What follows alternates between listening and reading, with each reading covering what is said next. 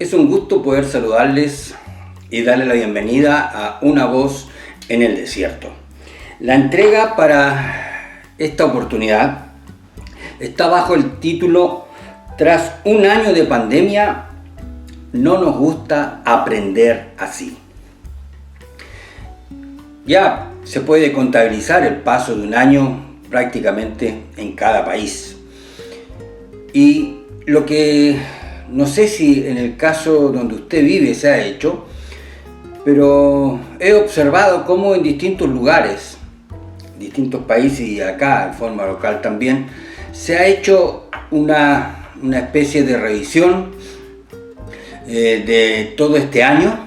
Se ha hecho un análisis, se ha tratado de reflexionar sobre las lecciones que ha dejado este año de pandemia.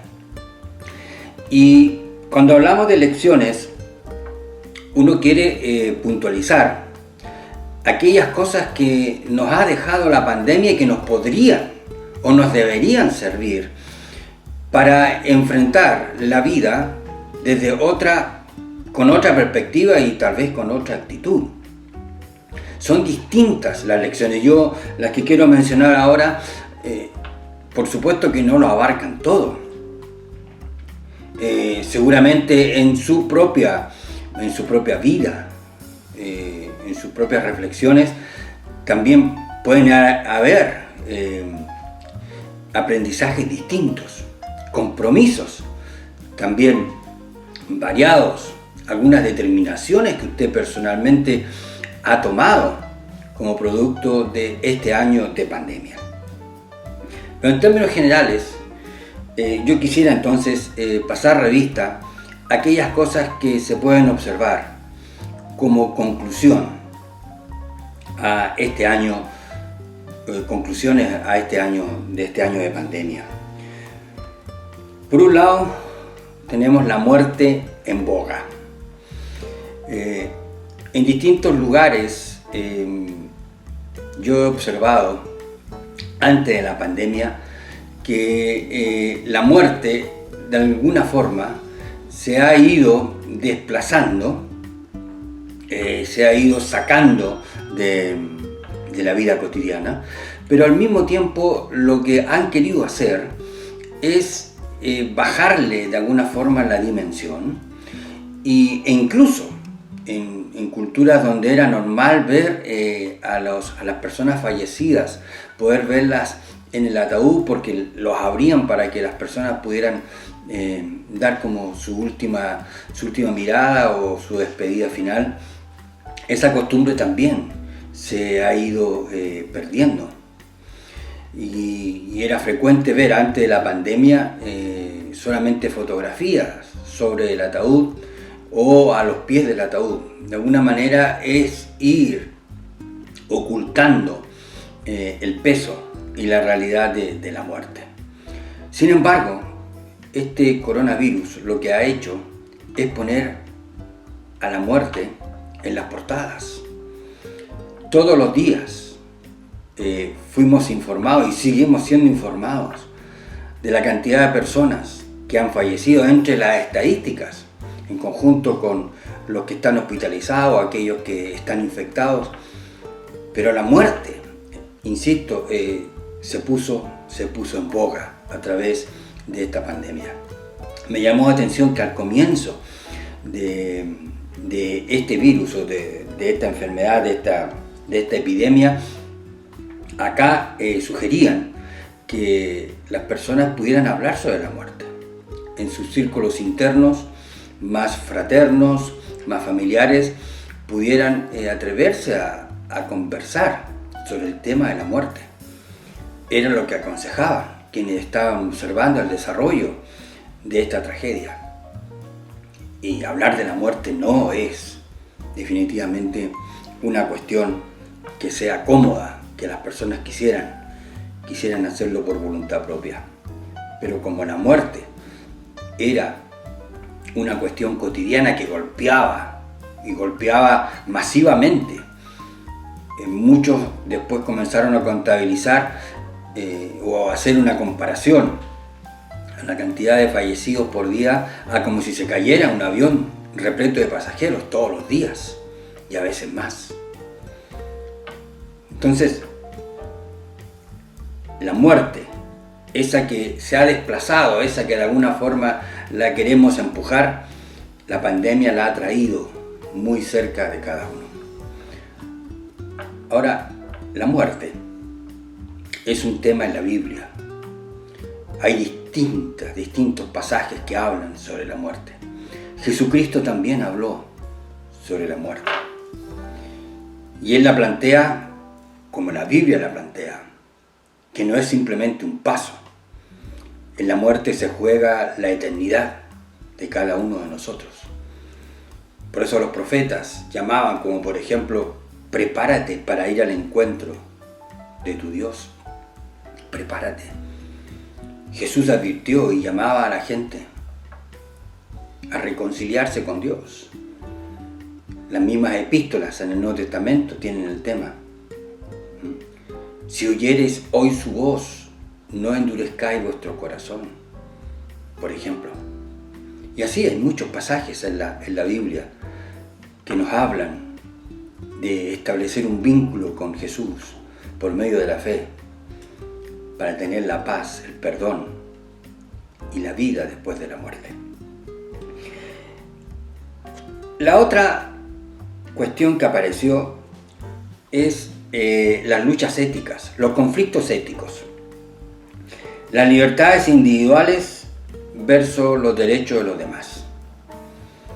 Aquí, y seguramente usted lo pudo observar, esa lucha permanente que tenían las autoridades para que las personas entendieran que sus libertades ponían en riesgo el derecho de los demás y aún el derecho de cada uno en particular. Y en ese sentido era el derecho a protegerse de la infección, al derecho a protegerse del contagio. Eso lo establecían como un derecho. Pero muchas personas no les importó o no les importa ese derecho a los demás.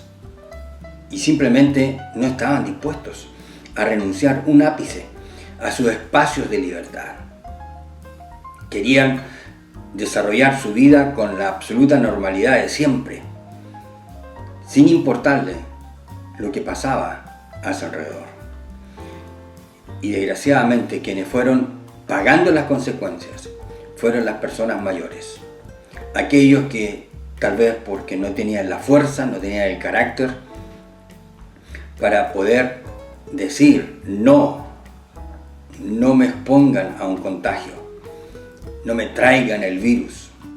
Y hubieron fiestas familiares, etcétera, etcétera, que fueron exponiendo y contagiando a la gente mayor, con las consecuencias tan brutales sobre ese segmento de la población. La mayoría de las personas que fallecieron y que están falleciendo son las personas mayores, producto en muchos casos de gente que no estaba dispuesto a sacrificar o a renunciar a su libertad. Pero de eso se trataba y de eso se trata cuando hay que vencer una pandemia como esta. La próxima lección: no supimos cuidar de los más débiles. Es la misma línea del argumento anterior. No supimos cuidar a los más débiles. Fueron los más expuestos, no hubieron los suficientes resguardos, las protecciones para cuidar a los más débiles, a los mayores. No lo hubo. Y eso es lo que muestra, desgraciadamente, la estadística de la cantidad de gente que partió, los más débiles. Es interesante que en la Biblia aparecen muchas instrucciones respecto a cuidar a los más débiles.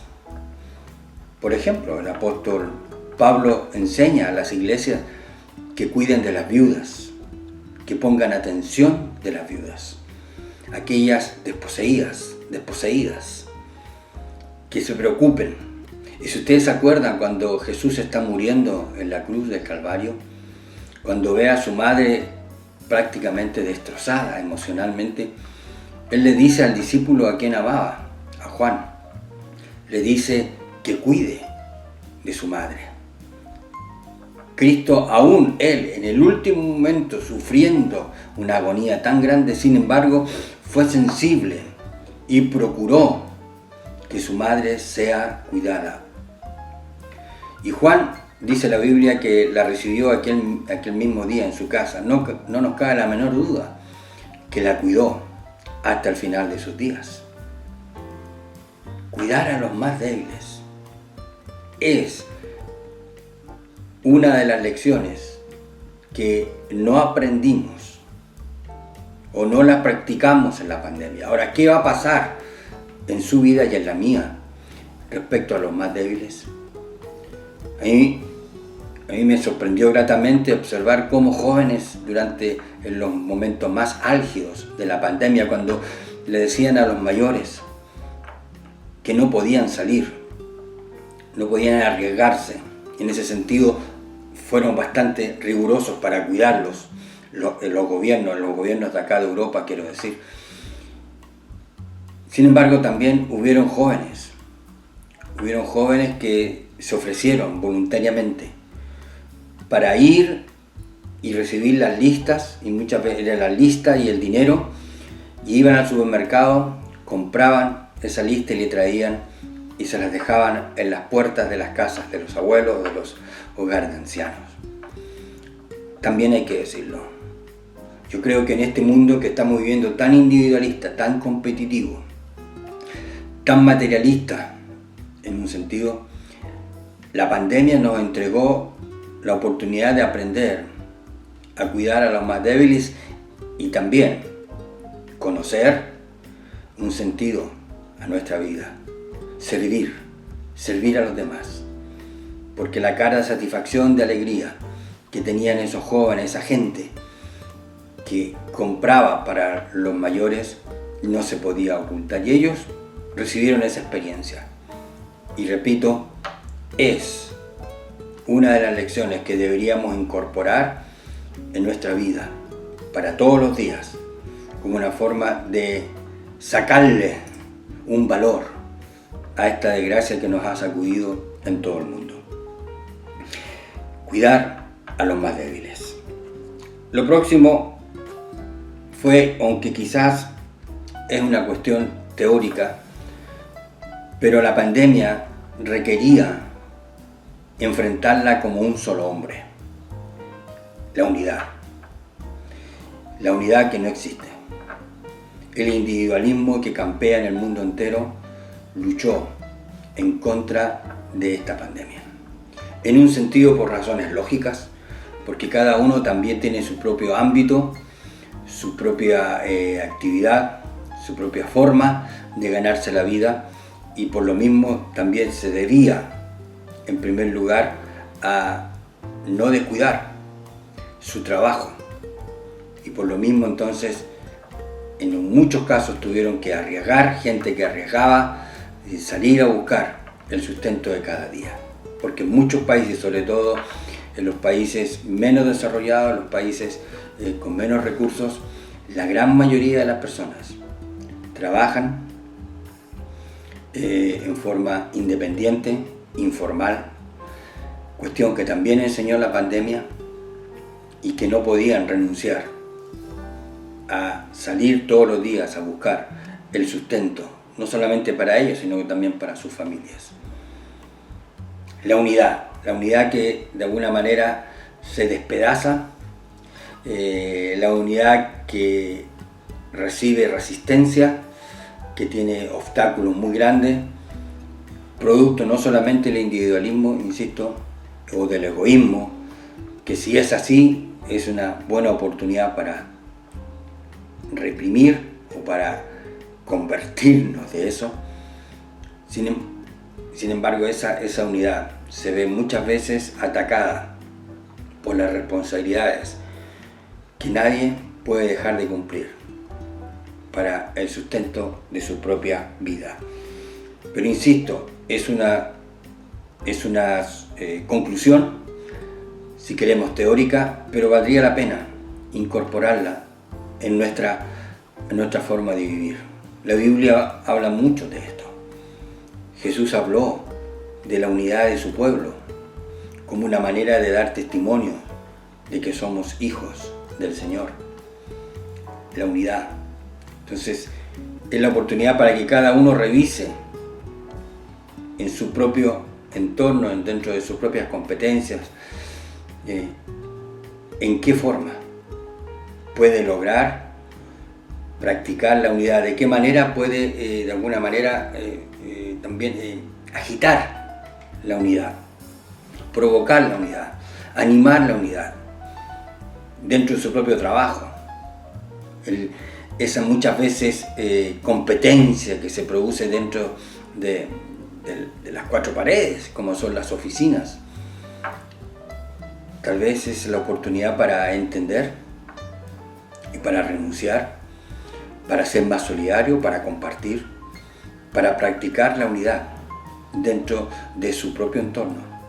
También la unidad familiar, etc. Usted revise la riqueza que tiene la unidad y cómo usted puede fomentarla. ¿Y qué vamos a decir? Tal vez también dejó al descubierto la desunión dentro de las propias iglesias, la falta de cooperación, de coordinación, de programas llevados por grupos, por congregaciones, por consejos de líderes, para poder ayudar a tanta gente que estaba pasando necesidad. Eso tendría que comprobarlo usted dentro de su propio contexto. Cuánto también demostró esta pandemia la división que existe dentro de las comunidades de fe, el individualismo también de las propias congregaciones. Lo próximo que aprendimos es pagar el precio de renunciar. Para vencer esta pandemia había que estar dispuesto a pagar un alto precio, que era renunciar a aquellas cosas que nos gustan, como por ejemplo las vacaciones, renunciar al estar junto con otros, a los encuentros familiares, a los encuentros de amistades. Había que estar dispuesto a renunciar, y esa renuncia era de alguna manera aislarse. Pero también la pandemia nos enseñó que muchos tienen serios problemas para vivir solos. No saben qué hacer, no hay hábitos de lectura, no hay deseos de aprendizaje de cosas nuevas, como que siempre tienen que estar inmersos en lo que en algunos lugares se llama el panorama, una forma de estar con otros, porque no se sabe estar de otra forma. Había que aprender a renunciar a esas cosas que nos gustan. Y sobre todo cuando uno ve a las personas con recursos, personas que de alguna manera no tienen límites para poder desarrollar aquellas cosas que les gustan, ellos tenían que aprender a renunciar, a decir no a aquellas cosas que tanto gustan. En el Evangelio encontramos muchas veces este principio de renunciar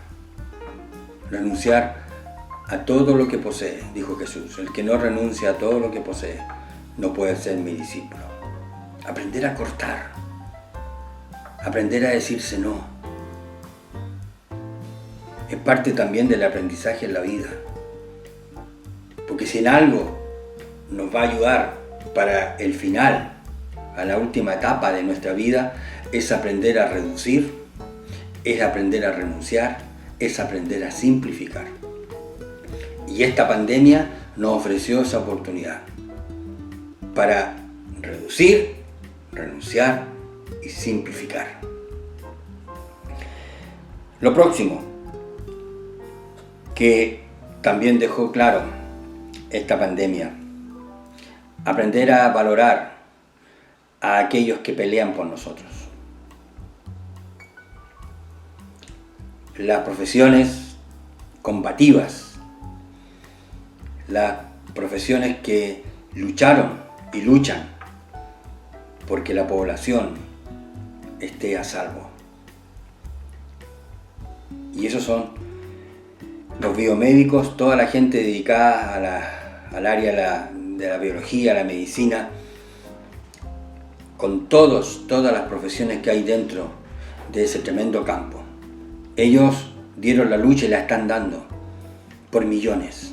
Ellos se expusieron, ellos invirtieron recursos, invirtieron talentos humanos para el primer día comenzar a luchar, para encontrar una salida, que sí, que es cierto, la vacuna fue uno de los grandes enfoques, pero en el camino también se descubrieron tratamientos, se aprendieron respecto a cómo atacar también otras patologías. O sea, la paradoja es que esta pandemia también provocó la oportunidad de crecer, de desarrollar la ciencia en todos sus frentes. Y dentro de esta gente también están la industria de la computación o las empresas digitales. Ellos y la tecnología son los que están en la punta. Ellos son los que nos ayudaron y nos protegieron. Los científicos, que muchas veces son tan mal valorados o tan mal considerados, sobre todo aquellos que los valoran simplemente porque son ateos, dicen, y no sé si será tan así como una generalidad. Por lo demás, los científicos no se van a mover en ningún otro rango que no sea en el universo creado por Dios y las leyes establecidas dentro de él. Pero dentro de ese ramo, dentro de ese contexto, ellos han luchado, han peleado y llegaron a demostrarnos que son efectivamente los personajes esenciales en esta lucha y mostrarnos cómo está al revés el mundo. Cuando los científicos, con todo lo valiosos que han sido, no llegan a ganar quizás ni un mínimo porcentaje de los que ganan los deportistas de élite en la industria del fútbol y de las otras disciplinas deportivas. Estamos al revés.